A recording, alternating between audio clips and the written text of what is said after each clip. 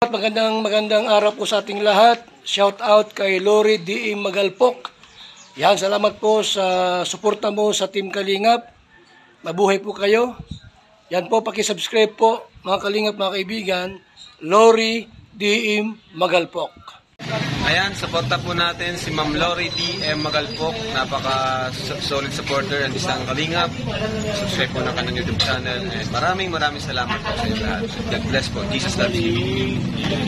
Please support Lori D. Magalpok. Subscribe now.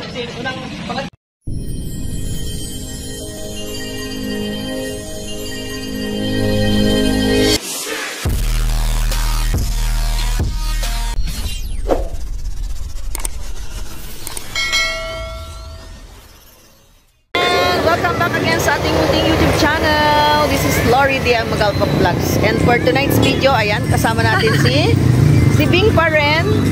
Kasama natin si Bing. Ayan, at isasama natin sila sa vlog natin. Papunta pa din dito yung asawa niya saka yung isang anak niya. Nandito rin si Gerald at saka si Kane. Yan. Yan, oh. Mega love shoutout muna tayo sa ating Kuya Val Santos Matubang, Ate Edna Vlogs, and Kalinga Prab. And ngayon, nandito kami sa... Saan tayo? Plaza ng Gimbal. Plaza ng Gimbal. Papakita namin sa iyo. Ang ganda. Mamaya na. Surprise muna. Surprise muna. So, let's go. Puntahan natin. Yan. Let's go. Yeah. Papauwi na kami. Hindi pa pala. Nandito na tayo sa pinakang entrance. Saan tayo bababa? Dito na? Ayan. Pakita ko, tcharan! Makulay ang buhay ng Plaza ng Gimbal. Oy, ang daming mga lumilipad po kasi gabi na, umulan, panay ulan po dito. Sige, lilibutin natin ito. Ay, walang ano yung fountain, sayang. Gimba niyo, oh. Ang ganda, 'di ba? Uy, parang Christmas. Parang ito si Gerard. Oh, kasama natin syempre si Gerald. Hello. And si Kane. Ala, si Kane lagi. Kane, hello. Hello. Yan, hintay namin dito yung asawa ni Bing, si Jojo, saka yung isa pang anak niya, si Vince. Oh, ayan, oh. Ikutin ko at meron ako nakitang palaka. Oh, tabi-tabi po. Hello. Pati palaka, pinakilaman. Ayan, oh. Diba ang ganda? Tingnan nyo, oh. Ay, hindi masyadong kita. Ayan.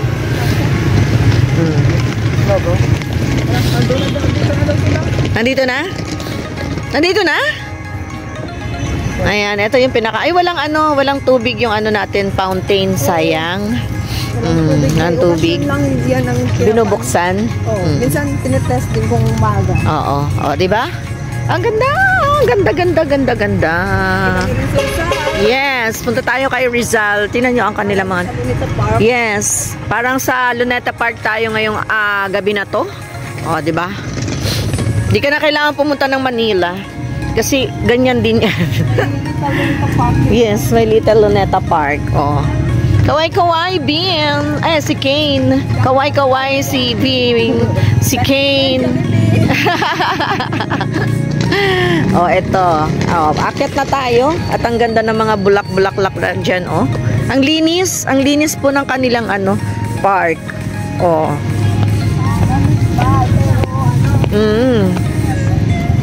Ay, meron ding mga dito, may mga kainan, oh, may mga lamesa dyan. Pwedeng kumain-kain. Ay, tignan ko muna ito. Lapitan natin. Oh, si Jose Rizal.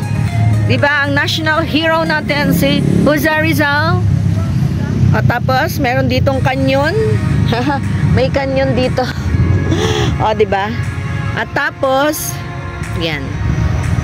Maganda, diba? Tapos dyan sa mga tabi ay may mesa. Kung hindi umulan, maraming tao. Oo, ayan o, may mga mesa dyan na pwede kang kumain-kain. Ay, yung isa hindi na pwede. Dito. Titingnan lang natin. At may mga laruan. Andiyan na si Kane nasa ibabaw. May siso. Yan. May mga lamesa dito. Yan. May Oo, talagang bato. Bato is bato. So, pwede kang kumain dito. Tama, may talang Jollibee. Diba? Oo. May mga laruan-laruan dyan. May ilaw dito. Ay, at may chubibo dito. Diba? Oh, ang landscape, ganda. Hi, Kane. Okay ka lang dyan? Ha? Opo? Ay, napagod na si Kane ng kalalakad. O, diba ang landscape, ang ganda. Ano yung sa baba? Amphitheater at basketball court. May amphitheater daw dito at basketball court. May amphitheater saka? Basketball court. Ayan. Ano meron ba tayong history dito sa lugar na to? Ay, basa! O, diba? Nalublob na ako. Ayan, oh. Ganda-ganda. Oy, tama nga. May amphitheater tapos may ano. Gustong-gusto ko yung mga halaman kaso madilim. Ay, oo. O, tingnan nyo po. Ay, ang ganda. Oh, kaso may tubig kasi umulan. So, meron ditong amphitheater tsaka ano, basketball court. Ay. Oh, diba? Pwedeng pumunta doon? Sa may ganon doon? Pwede. Puntahan natin.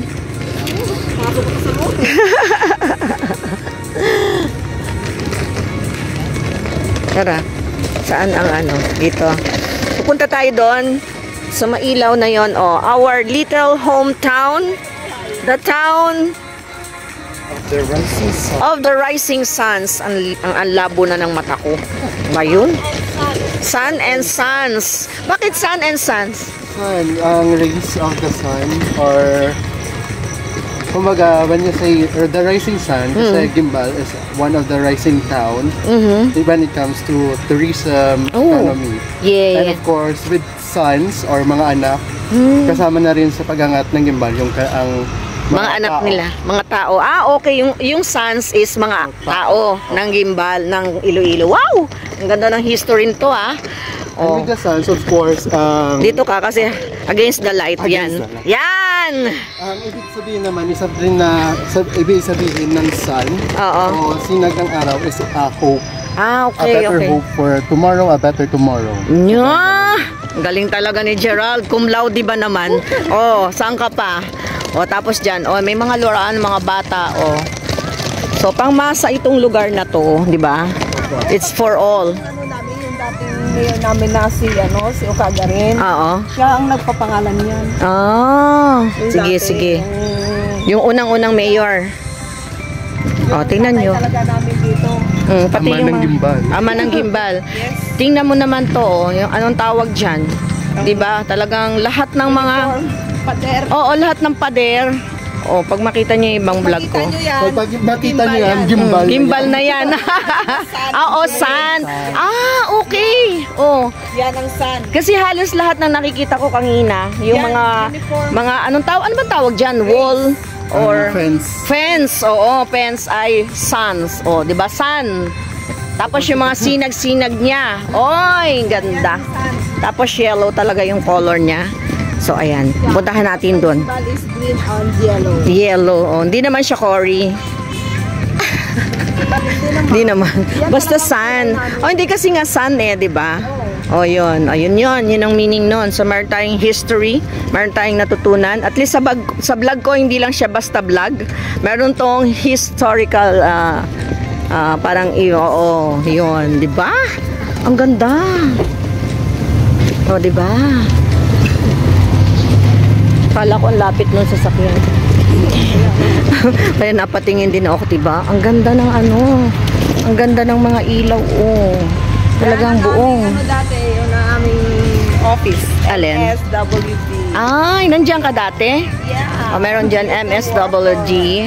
Kaya mga ang mga landscape, maganda rin. Ganda ng mga landscape. Tingnan nyo. Ay, yung gustong-gusto ko yung mga yan. Yung ganyan, diba?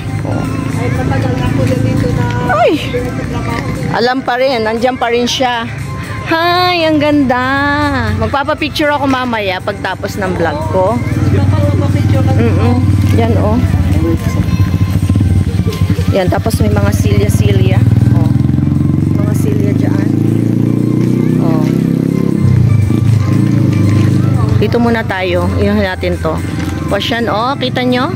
Our little hometown, the town of the rising sun and suns. So, alam nyo na ngayon ha, kung bakit rising sun and suns. Ganda! Actually, ang bench na makikita nyo dito sa likod, it was actually a competition during the Bantayan Festival. Ayun. So everything here, sa front ng new municipal building, ay na mga bench is product from the competitions. Competitions. Ay, ang galing. Tingnan natin ang mga ano. Bantayan Festival. Bantayan Festival. Oy! Di ba? First time na Bantayan Festival ay the computer also. Ay!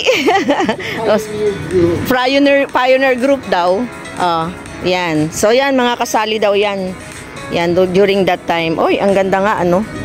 Yung mga ano, painting, mga paints. Ah, ito. Yan, oh. Diba? May mga history. Sa mga bench na yan ay may mga symbol tungkol sa gimbal or symbolism tungkol sa gimbal. So, ito mga tourist spots din ito. Ito, which is the Bantayan Watchtower. Okay. Ito yung dahilan ang Bantayan Festival. And then, of course, here is the Gimbal Steel Bridge. Steel siya, as is steel. Okay. It is also called as Virginia Bridge. Sapagkat ang kanyang mga material ay mula sa Virginia, USA. Wow! Grabe. Talagang historical. Also, the bridge of Gimbal was also known, was once called the longest steel bridge in Iloilo. Oh. So, ayan. Meron tayong ano ha? And this one is the Gimba drum. Okay. What is that? Dito nagmula yung pangalang gimbal. From the instrument, the gimba drum, which used by our forefathers from Gimbal, when a Moro raid or Moro coming from Mindanao will attack the place, they'll just oh, yeah. Oo. Drum yan. Drum siya, parang pang ano ba, signal. Oo. Pag nag-drum na yan, sabihin, may dumating na mga kalaban. Kalaban nung araw. Oh, yun. Yun. And then here, Diyan sila umaakyat sa Bantayan. Watchtower. Oo, Watchtower. May nakabantayan doon. Sa taas. Pag makita nila yung may dumadating, na sila. Ayun, ang mga tao dito sa Gimbal, mag-ano na yan. Nag-ready na, no? Ready na para dumepensa. Depensa. At ito naman, of course, we have the two saints. One saint and then Mary. Okay. And here is Saint Nicholas of Tolentino, the patron saint of Gimbal. They are believed, these two figure or holy figure, help the Gimbalanon to defend Gimbal from traders. Wow. And of course, this one is the Church of Gimbal. Also, we can see there among church.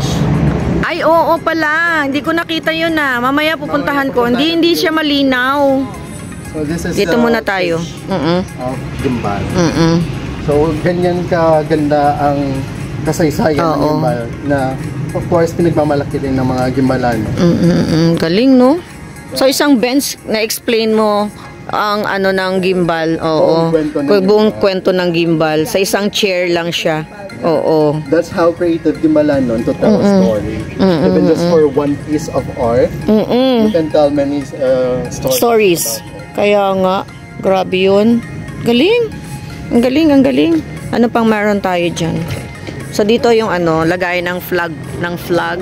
Pag morning, tayo dyan. And of course, same here. Ito rin, mga alibata. Oo. Baybayin pala. Baybayin. Ay, yan yung tattoo ko. Yung name ko written sa baybayin. Baybayin. And of course, ito ang main product of Gimbal. Of course, ang Carabao. Ito din ang isa na nagsasabing masipag ang mga Gimbalano. Yeah. Kasi, and of course, ang isa dito is ang eagle, which symbolize that Gimbal will soar high. Wow. Okay. Hindi, kaya nga, kita naman na ngayon, di ba? Right now, ang gimbal is very productive na din, di ba? Yeah, when it comes to economy, Oo, especially tourism.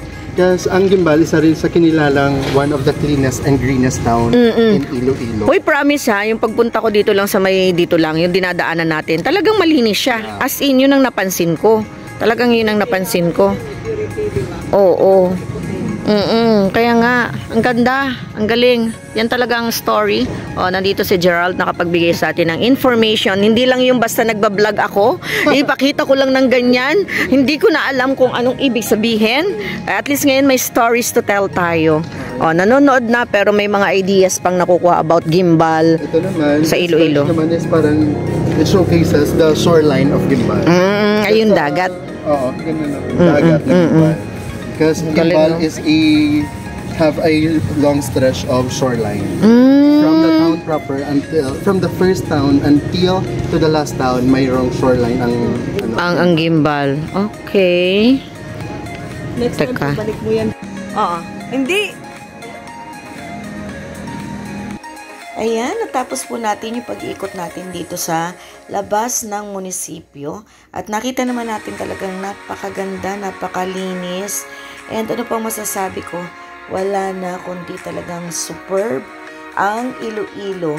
So, salamat na marami. And then mamaya pupunta naman tayo dun sa sa simbahan ng Gimbal, Iloilo. So, salamat na marami sa mga sumama sa atin. So, lilipat tayo. Let's go tayo sa susunod nating pupuntahan. Ang simbahan. Let's go!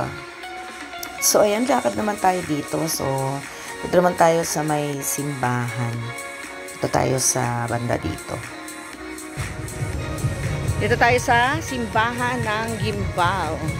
Ayan, syempre, kasama pa rin natin si Bing! Ay, papalo po na kanyang FB page, Lovable Bing. Yan, pasuyo po sa ating mga viewers na nandyan. At dito tayo sa kanyang lugar sa Gimbal, Iloilo. Yan, happy to be here in Iloilo City. Second day. Yan, second day. Asan yung pinakaharapan niya? Ito na ba yung pinakang front? Ayan, titingnan natin yung simbahan nila. Wait, ha? Yan, di ba? Parang napakaluma na ng simbahan, no? Kailan ba na-built yung simbahan na to? Anong church nga ito? San Nicolas Tolentino Church. Yan, San Nicolas de Tolentino Church. At talagang parang old na. Sobrang old niya, no? Wala pa bang nabago dito, Gerald? I mean, wala na bang... If I'm not mistaken, the entrance is not here. Dati hindi dito yung entrance. Okay. Yung doon sa kabila. Sa kabila siya, oo. Ngunit parang nagiba ang room side. Kaya nilagay dito. Dito sa harapan. Mas accessible dito. Kasi nandito yung area, oo. So hindi po tayo makakapasok pero titingnan na lang natin yan. Tingnan nyo naman kung gaano ka yung talagang makikita mo na napakaluma na niya. Baka usually ang lahat ng mga simbahan sa mga province, napapansin ko, talagang mga ganito pa. Minsan naguho daw pero yung ibang parts lang ang napapalitan. Sabi yung Miag-Out Church. Miag-Out. Dito rin yon. Sa kabilang bayan. Sa kabilang bayan. Okay. So ito. Yung nila, harapan nila. Harapan ng church. Miag-Out Church is one of the UNESCO Heritage Church. UNESCO, ha? UNESCO. Okay, ang galing. Ang galing. Kaya hindi na yan, kung may iiba man, minimal na lang at kailangan ng approval. Oo. So, ayan. Pakita natin. Yan po yung church dito. Diba? Malaki din to, no? Malaki din siya. So, hindi po tayo makakapasok kasi nga ay gabi na. Siyempre, sarado na dahil gabi.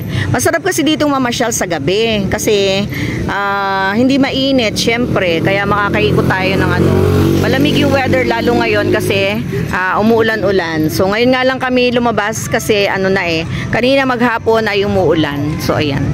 Thank you so much po sa lahat nandito sa ating vlog.